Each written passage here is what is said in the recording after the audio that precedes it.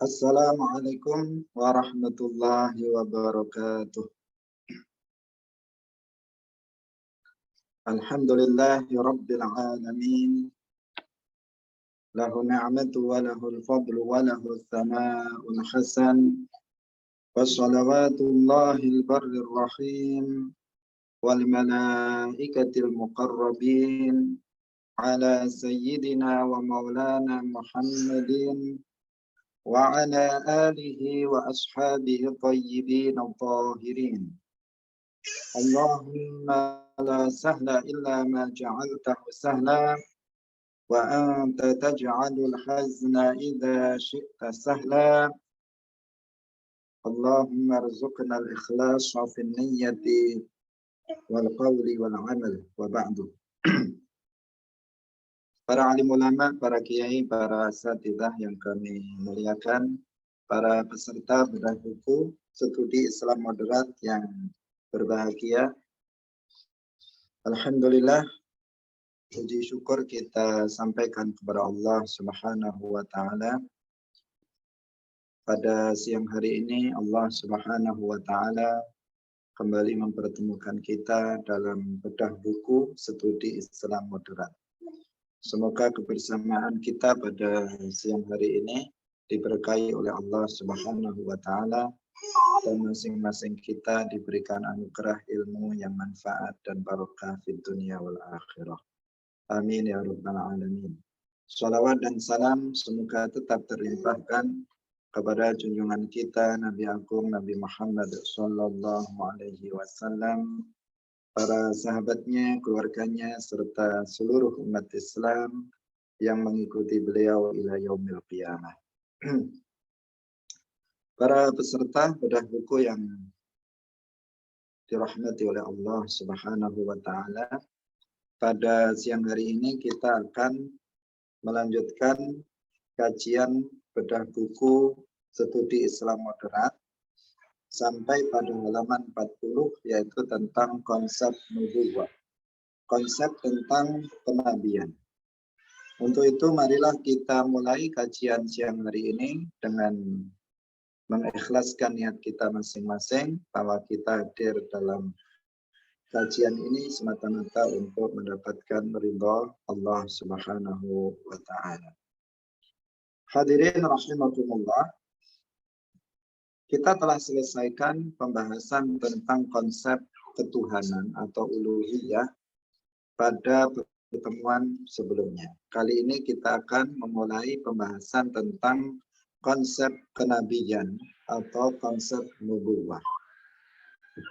Pertama kali yang perlu kita ketahui adalah tentang bahwa dalam masalah ini ada dua istilah, yaitu Nabi dan Rasul.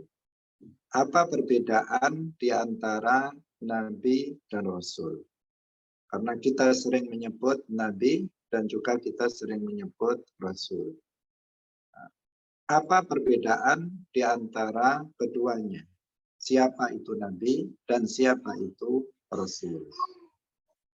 Hadirin rahimakumullah, para ulama telah menjelaskan bahwa Rasul, An-Nabiyyur Rasul, Nabi yang sekaligus Rasul, adalah seorang Nabi yang diutus oleh Allah Subhanahu wa taala dengan membawa syariat yang baru dan diperintahkan untuk mendakwahkan syariat tersebut kepada umatnya.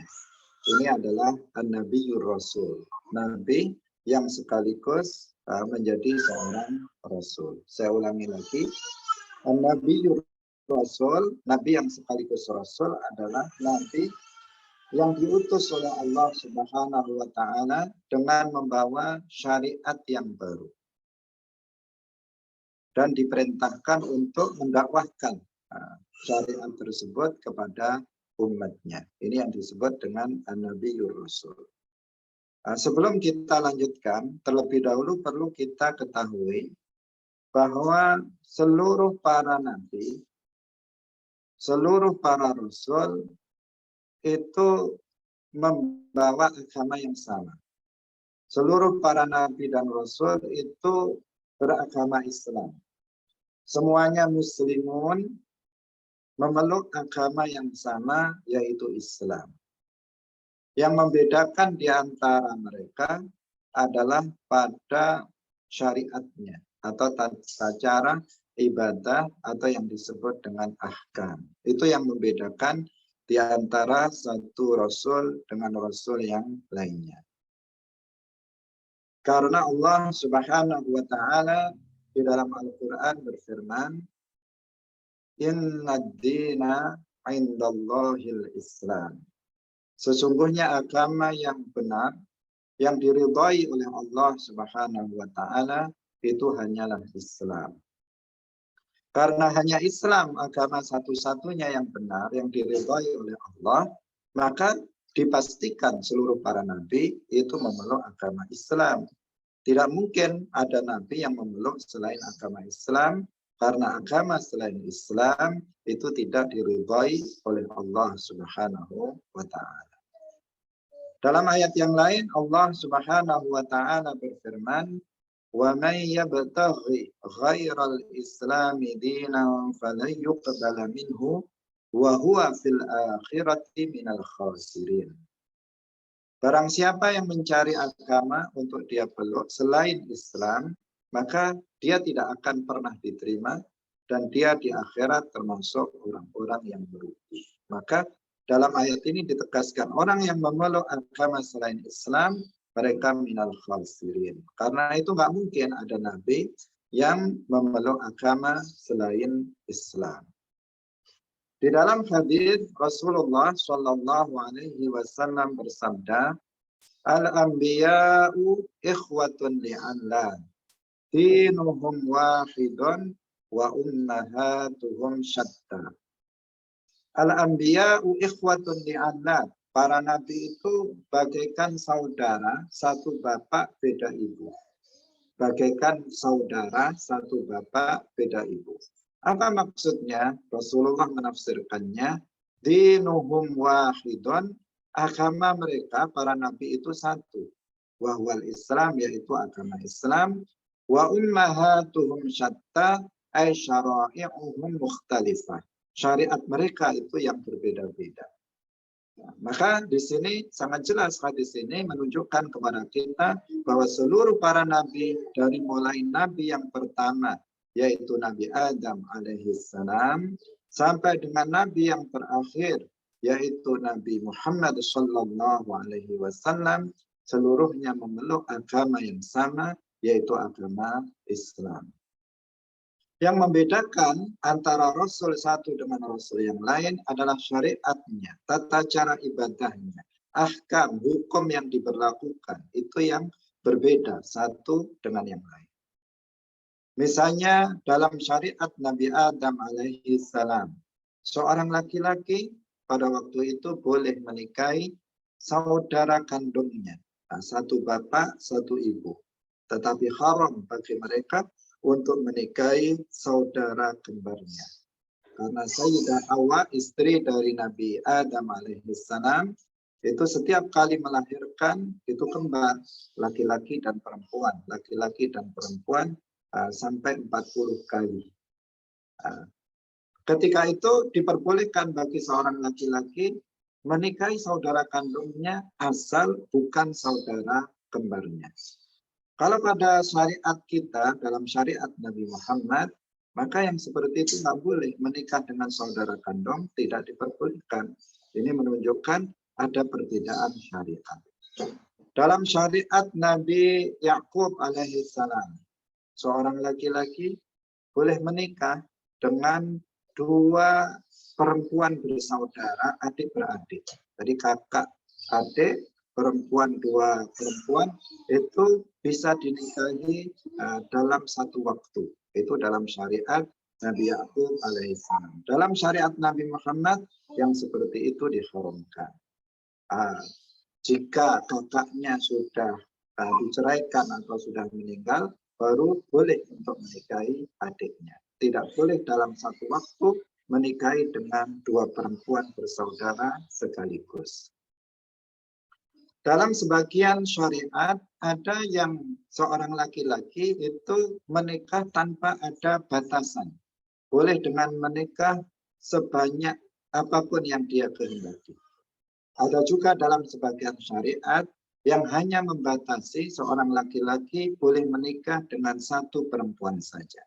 Dalam syariat Nabi Muhammad diperbolehkan seorang laki-laki menikah sampai 4 perempuan. Ini adalah menunjukkan, membuktikan tentang adanya perbedaan dalam syariat. Tetapi seluruhnya mereka muslimun, semuanya hanya beribadah kepada Allah Subhanahu wa taala dan tidak mensekutukannya dengan sesuatu apapun dari makhluknya.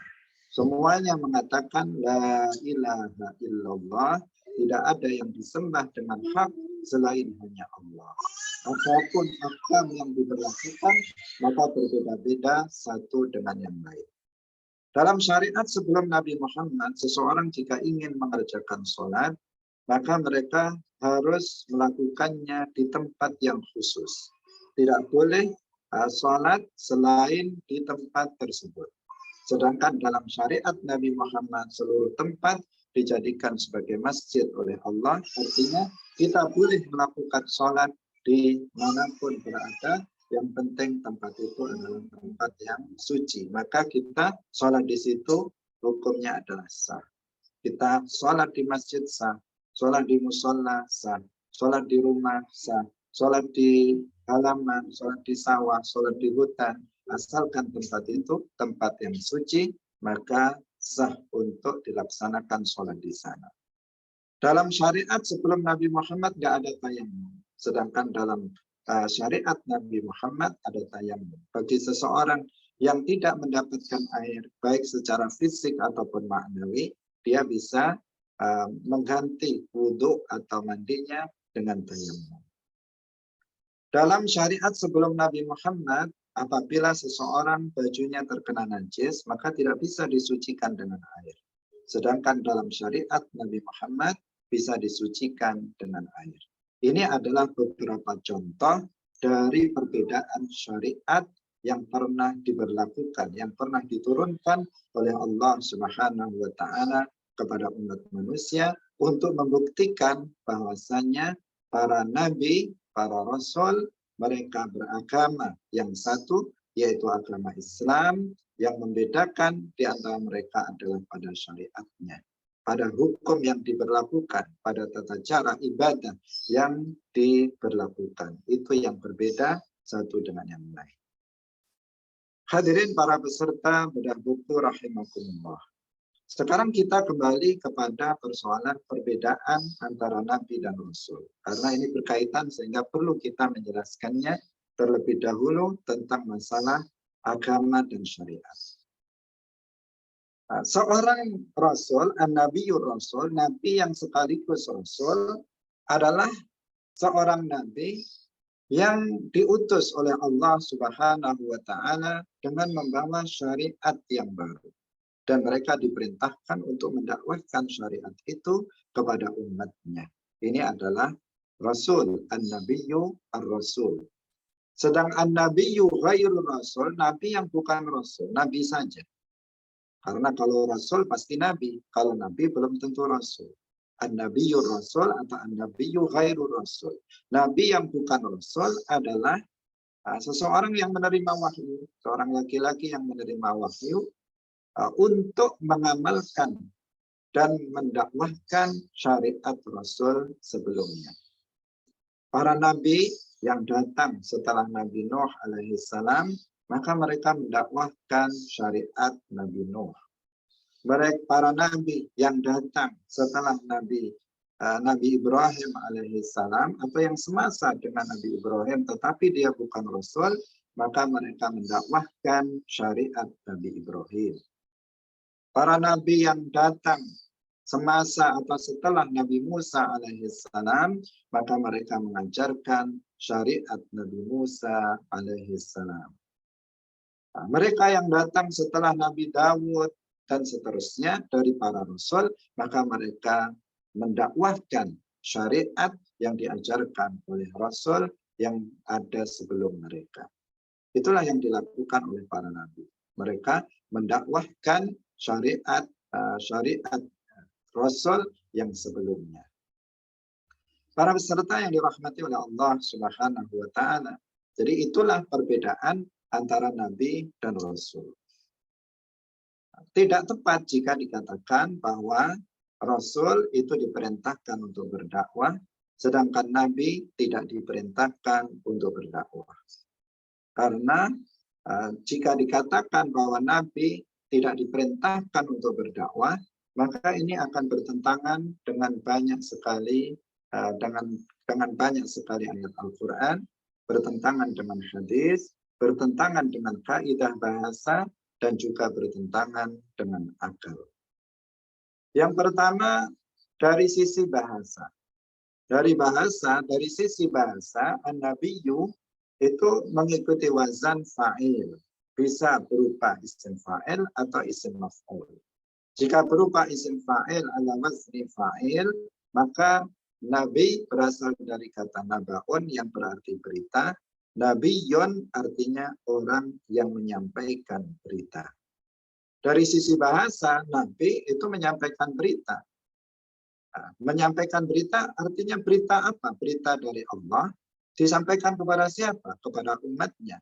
Apa itu namanya? Itu namanya dakwah.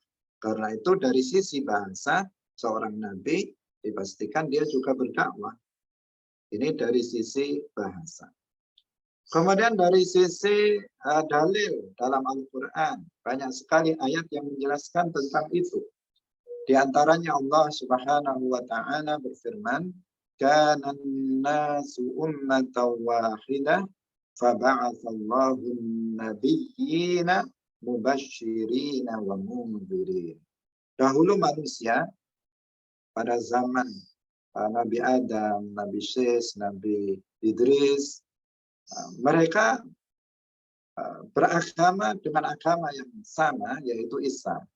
Mereka umat wahidah, artinya ala millatin wahidah, mereka beragama dengan agama yang sama, yaitu Islam. Kemudian setelah wafatnya Nabi Idris alaihissalam, terjadi kekufuran, terjadi kesyirikan. Dalam jangka waktu 1000 tahun yang disebut dengan jahiliyah ula. Setelah itu, faba'atsallahu an-nabiyyin. Kemudian Allah memerintahkan atau Allah mengutus para nabi. Dalam ayat ini Allah tidak berfirman faba'atsallahu rusul, tetapi faba'atsallahu an-nabiyyin. Allah mengutus para nabi. Mengutus untuk apa? Mubashshirina wa mundzirin. Mubashshirin artinya menyampaikan kabar gembira kepada mereka yang mau beriman dan taat dengan pahala dan surga nanti di akhirat. Wa mundzirin, dan memberikan peringatan dan ancaman kepada mereka yang kafir dan bermaksiat dengan azab nanti di akhirat. Menyampaikan kabar gembira, menyampaikan peringatan. Apa itu namanya? Itu adalah dakwah. Ayat ini secara jelas menyampaikan bahwa tujuan daripada diutusnya para nabi adalah tabsyir wal inzar, dan itulah inti daripada dakwah. At-tabsyir wal inzar. Di dalam ayat yang lain Allah Subhanahu wa taala berfirman, "Wa ma arsalna min qablika min rasulin wa la nabiy." Ayat ini juga secara terang menjelaskan bahwa Rasul dan Nabi itu sama-sama diutus oleh Allah Subhanahu wa taala untuk berdakwah. Juga ada hadis Rasulullah Shallallahu Alaihi Wasallam, sebuah hadis yang sahih, yang diriwayatkan oleh Al-Imam Al-Bukhari. Rasulullah Shallallahu Alaihi Wasallam bersabda, "Kana an-nabiyyu yub'atsu ila qaumihi wa bu'itsu ila an-nasi kaffatan." Kana an-nabiyyu, Rasulullah menggunakan redaksi apa? An-nabiyyu. Kana an-nabiyyu, dahulu seorang nabi. Rasulullah tidak mengatakan kana rasul, tetapi kana an-nabiyyu, dahulu seorang nabi, yub'atsu ila qaumihi khassatan, diutus kepada kaumnya secara khusus. Wa bu'itsu ilan nasi kaffatan, dan aku diutus untuk seluruh manusia secara umum. Nah, hadis ini juga sangat jelas menunjukkan bahwa Nabi itu diutus untuk berdakwah. Hanya saja bedanya para nabi dahulu dengan Nabi Muhammad SAW, bahwa seorang nabi pada masa lalu sebelum Nabi Muhammad itu diutus berdakwah pada kaumnya. Namun bukan berarti mereka diam terhadap selain kaumnya. Apabila mereka bertemu dengan kaum yang lain, mereka juga tetap akan berdakwah. Hanya saja mereka dikhususkan dakwahnya oleh Allah Subhanahu wa Ta'ala kepada kaum tertentu. Hadirin rahimakumullah. Dari sisi akal, kita bukan nabi. Kita bukan seorang nabi. Meskipun begitu, kita diperintahkan untuk berdakwah. Rasulullah Shallallahu Alaihi Wasallam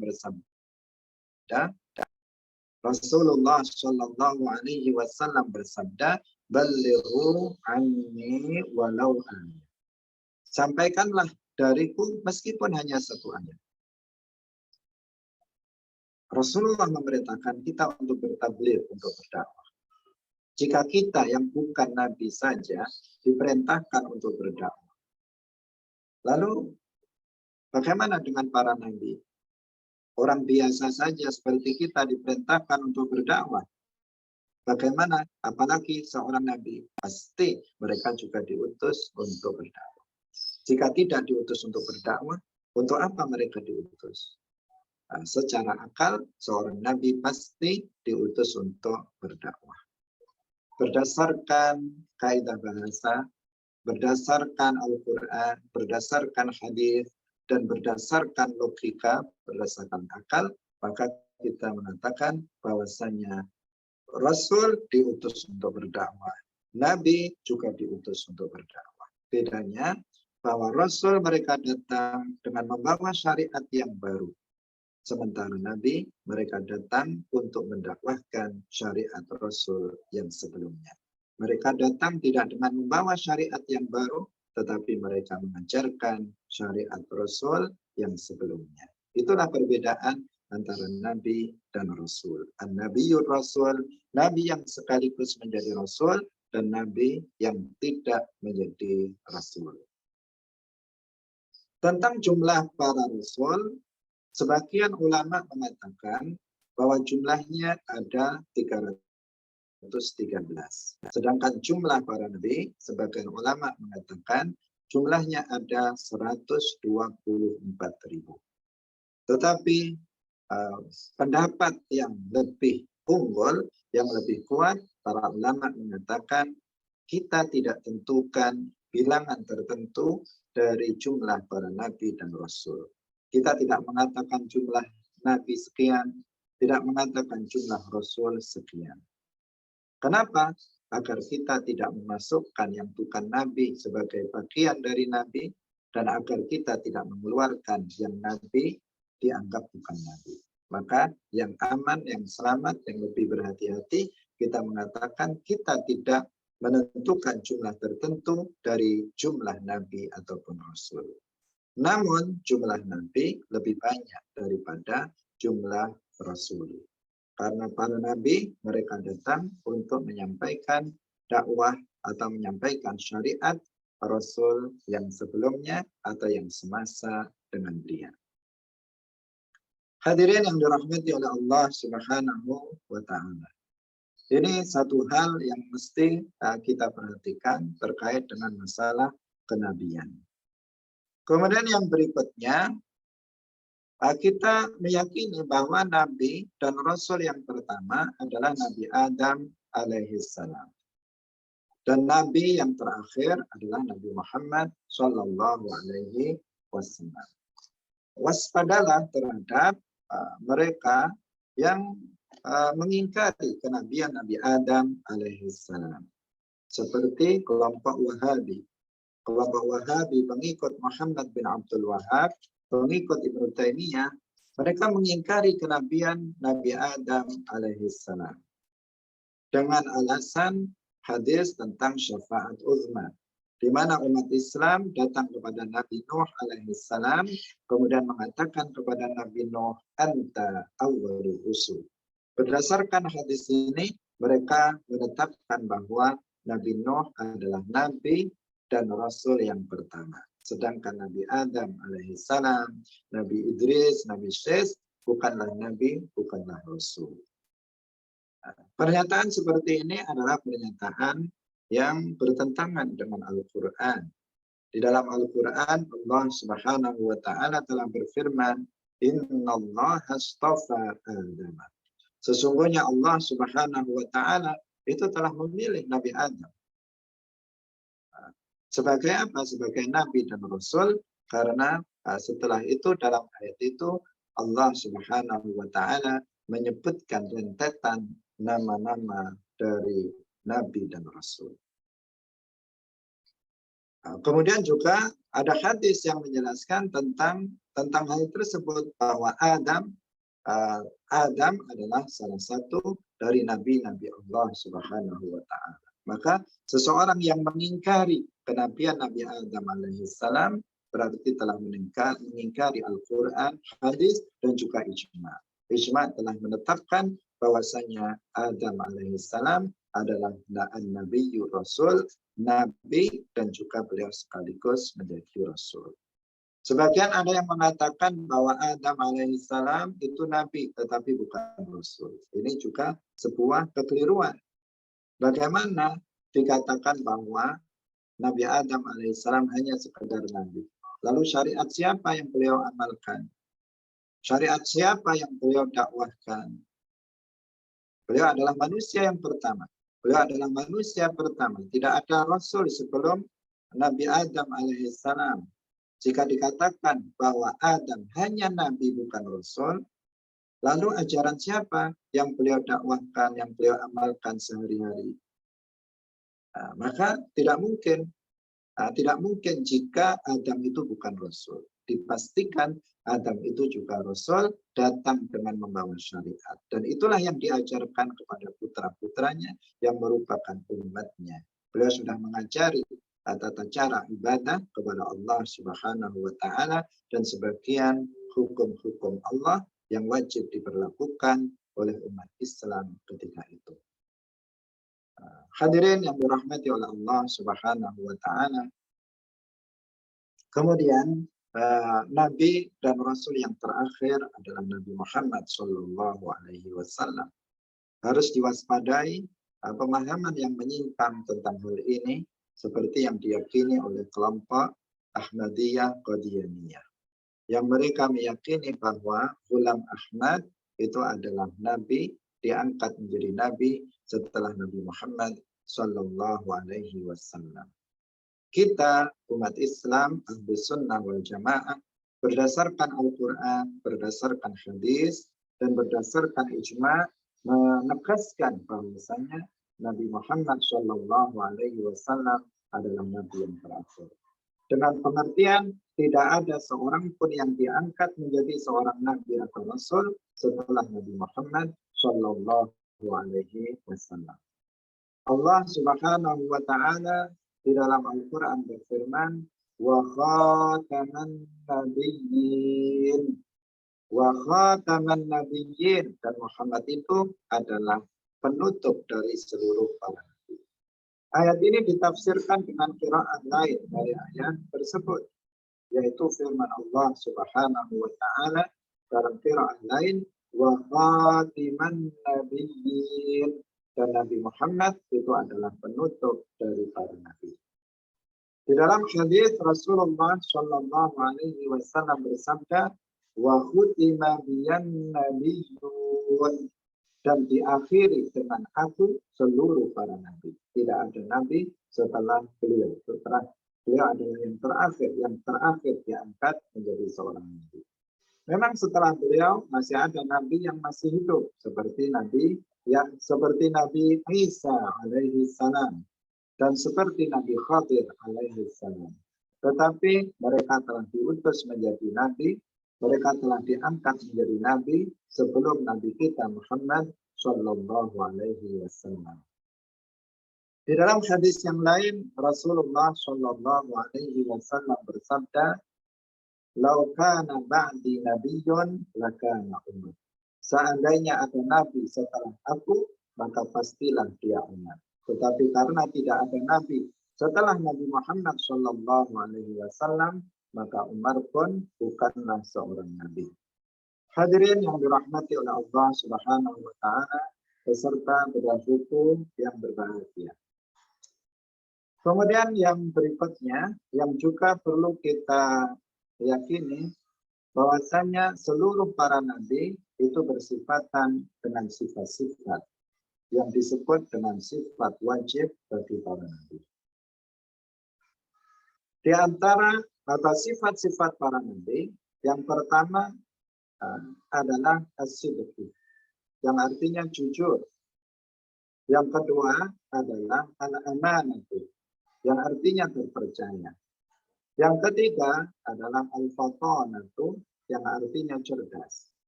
Dan yang keempat adalah al-tabligh, yang artinya menyampaikan. Hadirin yang dirahmati oleh Allah Subhanahu wa Ta'ala, dalam menyebutkan sifat-sifat wajib bagi para nabi, para ulama berbeda-beda dalam pengungkapannya. Sebagian ada yang menyebutkan 4, ada yang menyebutkan 3, ada juga yang menyebutkan 5. Ada yang menyebutkan 4 dengan perbedaan sifat yang disebutkan. Ada yang menyebut bahwa sifat wajib bagi Allah, ini yang terkenal, yang tadi kita sebutkan, yaitu as-sidqu, al-amanatu, al-fatanatu, kemudian al-tabligh. Ada juga yang menyebut dengan 3 sebutan, yaitu as-sidqu, al-amanatu, al-fatanatu. Al-tabligh tidak dimasukkan karena sudah secara otomatis Nabi dan Rasul itu bertabligh. Kemudian ada yang menambahkan dengan sifat ismah, mengatakan as-sidqu, al-amanatu, al-fatanatu, kemudian al-ismatu, yaitu sifat kemaksuman dari para nabi. Ada yang disebutkan 5-5-nya, yaitu as-sidqu, al-amanatu, al-fatanatu, al-tabligh, kemudian al-ismatu. Hadirin yang dirahmati oleh Allah Subhanahu wa Ta'ala, ini adalah perbedaan dalam menyebutkan sifat-sifat wajib bagi para nabi. Tetapi tidak ada perbedaan di antara para ulama sesungguhnya. Hanya cara mengungkapkannya saja. Ada sebagian mereka, para ulama, yang memasukkan sifat ismah ke dalam sifat amanah. Sehingga tidak disebutkan, tidak ada sifat ismah. Karena sifat ismah sudah masuk dalam sifat al-amanah. Ada juga yang tidak menyebutkan sifat tabligh, karena sifat tabligh sudah masuk, sudah secara otomatis dipahami dari kata Nabi dan Rasul. Karena nggak ada Nabi dan Rasul yang tidak bertabligh, sehingga tidak merasa perlu sifat tabligh dikemukakan secara khusus. Tetapi semuanya sepakat bahwa para Nabi semuanya jujur, tidak ada satupun di antara mereka yang bohong. Semuanya sepakat bahwa seluruh para nabi itu terpercaya, tidak ada satupun di antara nabi yang pernah berkhianat. Seluruhnya sepakat bahwa seluruh para nabi itu cerdas, tidak ada satupun di antara para nabi yang bodoh. Tidak ada satupun para nabi yang bebal otaknya. Semuanya sepakat bahwa seluruh para nabi dan rasul mereka menyampaikan dakwah. Tidak ada di antara mereka yang menyembunyikan dakwah. Seluruh umat Islam juga sepakat bahwasanya seluruh para nabi mereka bersifat ismah, bahwa mereka maksum. Mereka dipelihara oleh Allah Subhanahu wa Ta'ala dari melakukan kekufuran, dari melakukan dosa besar, dan dari melakukan dosa kecil yang mengandung unsur kehinaan jiwa pelakunya. Hadirin para peserta bedah buku yang dirahmati oleh Allah Subhanahu wa Ta'ala. Sifat wajib bagi para nabi yang pertama adalah as-sidqu, jujur. Artinya nggak ada seorang nabi pun yang pernah berbohong, meski hanya satu kali. Karena berbohong itu adalah sesuatu yang diharamkan dalam syariat Islam. Rasulullah Shallallahu Alaihi Wasallam bersabda, "La yasruful kadhib fi jiddin wala fi hazrin." Tidak layak atau tidak boleh seseorang itu berbohong, baik dalam keadaan sungguh-sungguh maupun dalam keadaan bergurau. Maka nggak ada seorang nabi yang pernah berbohong, baik sebelum diangkat menjadi seorang nabi maupun setelah diangkat menjadi nabi. Karena sifat bohong adalah sifat yang bertentangan dengan tujuan diutusnya seorang nabi. Seorang nabi diutus untuk menyampaikan berita. Apabila penyampai berita itu adalah seorang pembohong, bagaimana berita itu bisa dipercayai dan dibenarkan oleh umatnya? Karena itu, jika Allah Subhanahu wa Ta'ala menghendaki seseorang untuk diangkat menjadi seorang nabi, maka Allah menjaganya dari sifat bohong. Mereka tidak akan pernah berbohong meski sekalipun, baik sebelum diangkat menjadi nabi maupun setelah diangkat menjadi nabi. Maka yang harus diwaspadai adalah kisah seputar Nabi Ibrahim alaihissalam. Ada sebagian orang yang mengatakan bahwa Nabi Ibrahim alaihissalam itu pernah berbohong. Tentu saja keyakinan seperti ini bertentangan dengan prinsip akidah Islam bahwa seluruh para nabi bersifatan dengan as-sidq. Di dalam sebuah hadis memang ada yang disebutkan bahwa Rasulullah Shallallahu Alaihi Wasallam bersabda, "Kadzaba Ibrahimu thalatha kadzabat." Tetapi dalam memahami hadis ini kita harus mengikuti pemahaman para ulama. Sebagian ulama mengatakan bahwa hadis ini adalah hadis dhaif, dan hadis dhaif tidak bisa dijadikan sebagai pegangan, tidak bisa dijadikan sebagai hujjah di dalam agama, di dalam akidah. Hadis dhaif tidak bisa dijadikan sebagai hujjah dalam persoalan akidah. Kalau dalam persoalan fadhailul a'mal, maka hadis dhaif dengan syarat-syarat tertentu bisa untuk diamalkan. Namun dalam permasalahan akidah, hadis dhaif tidak bisa dijadikan sebagai hujjah, tidak bisa dijadikan sebagai landasan atau dasar dalam permasalahan akidah. Sebagian ulama mengatakan seperti itu. Sebagian ulama mengatakan hadis ini adalah hadis yang sahih, tetapi hadis ini harus ditakwilkan agar selaras dengan prinsip akidah Islam, maka harus diselaraskan. Harus diselaraskan dengan takwil, bahwa maksud dari hadis kadzaba Ibrahim thalatha kadzabat, artinya Nabi Ibrahim itu pernah mengucapkan perkataan yang zahirnya bohong, tetapi hakikatnya tidak bohong sebanyak 3 kali. Saya ulangi lagi, takwilnya adalah bahwa Nabi Ibrahim alaihissalam itu pernah mengucapkan kata-kata yang zahirnya itu bohong, tetapi hakikatnya tidak bohong sebanyak 3 kali. Jadi yang diucapkan Nabi Ibrahim bukan kebohongan, tetapi kayak bohong. Zahirnya itu kayak bohong, tetapi sebenarnya Nabi Ibrahim tidak bohong, itu sebanyak 3 kali. Yang pertama, yaitu ketika Nabi Ibrahim alaihissalam ditanya oleh Raja Numrud tentang siapa yang menghancurkan berhala-berhala mereka, Nabi Ibrahim mengatakan, "Bal fa'alahu kabiruhum hadza."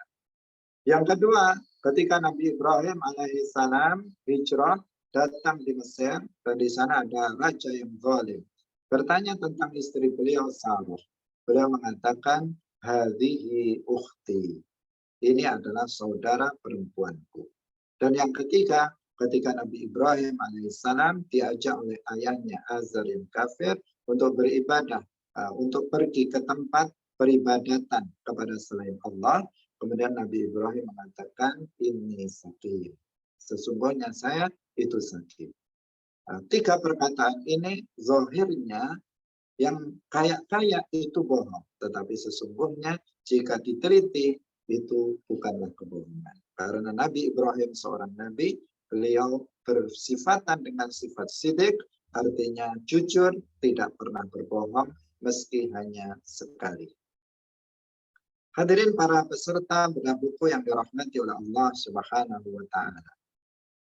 Pernyataan Nabi Ibrahim yang pertama yaitu ketika Nabi Ibrahim alaihissalam menghancurkan berhala-berhala di tempat peribadatan Namrud dan orang-orang kafir. Beliau menghancurkan berhala-berhala yang kecil dan meninggalkan berhala yang besar. Ketika Nabi Ibrahim alaihissalam dipanggil dan Namrud itu mengetahui secara pasti bahwa yang menghancurkan berhala-berhala mereka adalah Nabi Ibrahim alaihissalam. Karena tidak ada yang menentang sesembahan terhadap berhala selain Nabi Ibrahim alaihissalam. Maka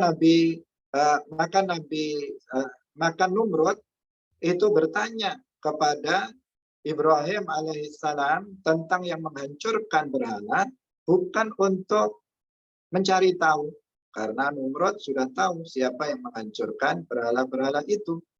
Tetapi mereka atau Namrud bertanya tentang siapa yang menghancurkan berhala itu hanya untuk dia ingin segera untuk menjatuhkan hukuman untuk Nabi Ibrahim alaihissalam.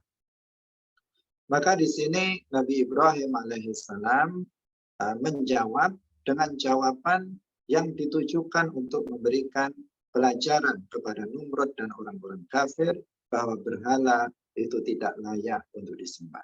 Seorang nabi ketika dia berbicara, ketika beliau menyampaikan suatu pernyataan, pasti ada faedah yang ingin dituju.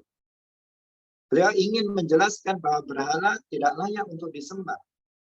Kalau dia menjawab misalnya, ya saya yang menghancurkan berhala. Untuk apa jawaban itu? Sementara Namrud sudah tahu jawabannya.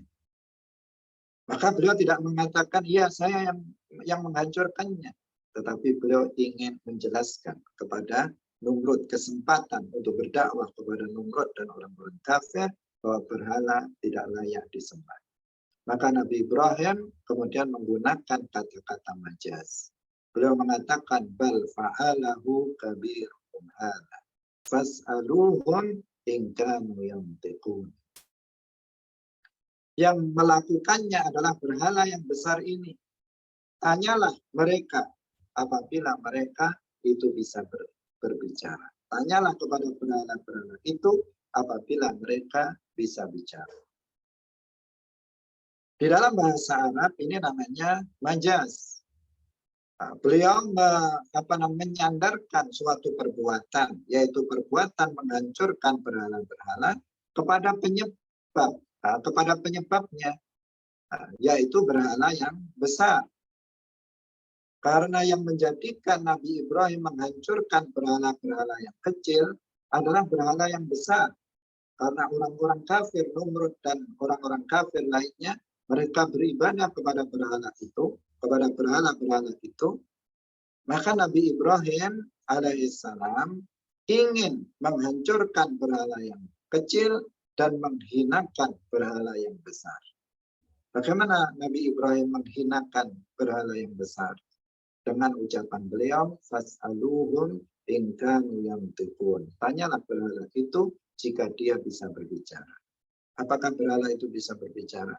Tidak bisa berbicara. Artinya dia tidak layak untuk disembah.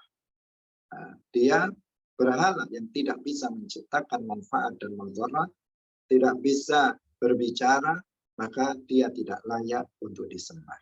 Itulah yang ingin dijelaskan oleh Nabi Ibrahim alaihissalam. Dan majaz seperti ini ada dalam perkataan-perkataan orang Arab. Seperti perkataan Banal Amiru Al-Qasra. Bana Al-Amiru Al-Qasra. Gubernur itu atau pemimpin atau raja itu telah membangun istana. Pertanyaannya, apakah benar raja atau gubernur itu yang membangun istana itu? Atau Pak Tukang dengan perintah gubernur atau raja? Nah, tentunya adalah para tukang dengan perintah para raja. Yang membangun bukan raja, tetapi perbuatan membangun dinisbatkan kepada raja. Bana al-amiru al-qasra. Kenapa? Karena penyebab. Nah, ini menyandarkan suatu perbuatan, yaitu perbuatan membangun, kepada penyebab terbangunnya istana itu, yaitu perintah raja. Kalau raja tidak memerintahkan kepada para petukang untuk membangun, maka tidak akan terbangun. Maka kemudian perbuatan itu dinisbatkan kepada penyebabnya, yaitu sang raja. Misalnya di sini saya punya rumah. Nah, tentu yang membangun bukan saya, karena saya bukan Pak Tukang dan saya nggak ahli dalam membangun rumah. Tapi saya boleh mengatakan rumah ini saya yang membangun. Rumah ini saya yang membangunnya. Apakah saya berbohong dengan ucapan itu? Jawabannya tidak. Karena terbangunnya rumah ini adalah karena saya. Dengan uang saya dan perintah saya, para tukang saya undang untuk membangun rumah ini. Maka terbangunlah rumah ini atas perintah saya. Maka perbuatan membangun kemudian saya sandarkan pada diri saya dengan mengatakan saya yang telah membangun rumah ini. Itu bukan kebohongan. Maka Nabi Ibrahim alaihissalam ketika mengatakan yang menghancurkannya adalah berhala yang besar itu bukan kebohongan. Karena penyebab dari menghancurkannya Nabi Ibrahim terhadap berhala-berhala yang kecil adalah berhala yang besar. Nabi Ibrahim terdorong untuk menghancurkan berhala yang kecil dan menghinakan berhala yang besar. Dan itu terjadi, Nabi Ibrahim menghinakan berhala yang besar dengan perkataan beliau, fas'aluhum in kanu yantiqun. Jadi Nabi Ibrahim alaihissalam tidak pernah sama sekali berbohong. Kemudian yang kedua, ketika Nabi Ibrahim alaihissalam datang ke Mesir. Di sana ada raja yang zalim. Ketika melihat seorang perempuan yang cantik, maka raja itu pasti akan memaksanya untuk berzina dengannya. Maka Nabi Ibrahim bersama istrinya Sarah, tentu Sarah perempuan yang cantik. Ketika Nabi Ibrahim bersama istrinya masuk ke sana, lalu ditangkap dan ditanya tentang Sarah istrinya. Siapa ini? Siapa perempuan ini? Man hadhihi? Nabi Ibrahim alaihissalam kemudian menjawab, hadhihi ukhti. Ini adalah saudara perempuanku. Ini seakan-akan Nabi Ibrahim berbohong. Kenapa Nabi Ibrahim tidak mengatakan hadhihi zaujati? Ini adalah istriku. Tetapi beliau malah menjawab hadhihi ukhti. Ini adalah saudara perempuanku. Apakah ini bohong? Tidak. Karena yang dimaksud oleh Nabi Ibrahim adalah hadhihi ukhti fil Islam. Ini adalah saudara perempuanku dalam Islam. Bukankah Allah Subhanahu wa taala berfirman, innamal mu'minuna ikhwatun. Sesungguhnya orang-orang mukmin itu bersaudara. Al-muslimu akhul muslim. Seorang muslim itu adalah saudara bagi muslim yang lain. Maka tidak salah jika saya misalnya memanggil kawan-kawan yang hadir di sini dengan sebutan saudara-saudaraku sekalian. Yang perempuan saya panggil saudariku. Tidak salah dan tidak bohong saya, karena yang kita maksud adalah saudara dalam Islam. Saudara seiman. Dan saudara seiman itu adalah ada dalam syariat Islam. Maka ketika Nabi Ibrahim mengatakan untuk istrinya, hadhihi ukhti, beliau tidak berbohong. Dengan ucapan beliau hadhihi ukhti, maka Nabi Ibrahim alaihissalam tidak dibunuh oleh raja yang zalim itu. Nabi Ibrahim dilepaskan dan Sayyidah Sarah kemudian ditangkap. Mau dipaksa berzina dengan sang raja, tetapi dengan kehendak Allah Subhanahu wa taala sang raja tidak mampu untuk menyentuhnya.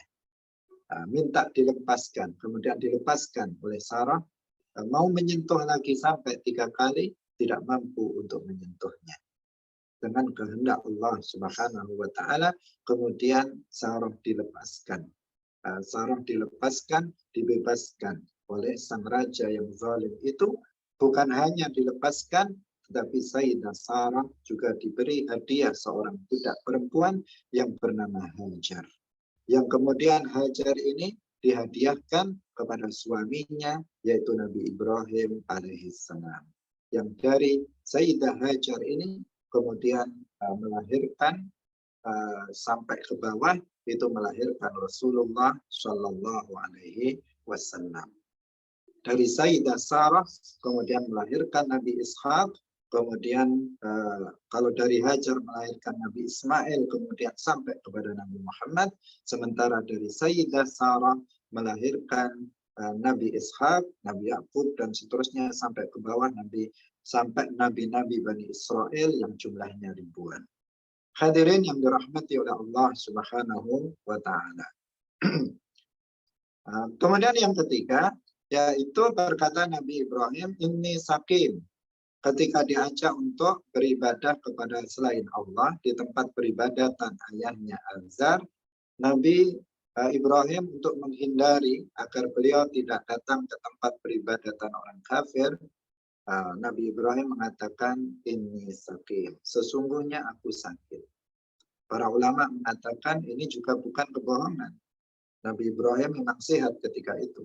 Tetapi ucapan beliau bukan sebuah kebohongan. Karena yang dimaksud sebagian ulama mengatakan inni sakim, inni sakimun sakomal mauti. Sesungguhnya aku sakit, sesungguhnya aku nanti pasti akan sakit. Minimal ketika akan mati. Setiap orang akan mengalami sakit ketika minimal ketika dia akan mati pada saat sakaratul maut. Ini juga bukan kebohongan. Jadi Nabi Ibrahim alaihissalam sama sekali tidak pernah berbohong. Demikian juga nabi-nabi yang lain juga tidak pernah sama sekali berbohong. Hadirin yang dirahmati oleh Allah Subhanahu wa taala, sampai di sini kajian kita, insya Allah dalam pertemuan berikutnya kita akan bahas sifat para nabi yang berikutnya dan juga kita akan mewaspadai beberapa cerita-cerita bohong terkait dengan cerita para nabi karena bertentangan dengan sifat-sifat dari para nabi. Silakan jika seandainya ada yang perlu ditanyakan untuk ditanyakan melalui chat. Jika ada, jika tidak ada nanti akan segera kita akhiri. Silakan kita tunggu beberapa menit seandainya ada.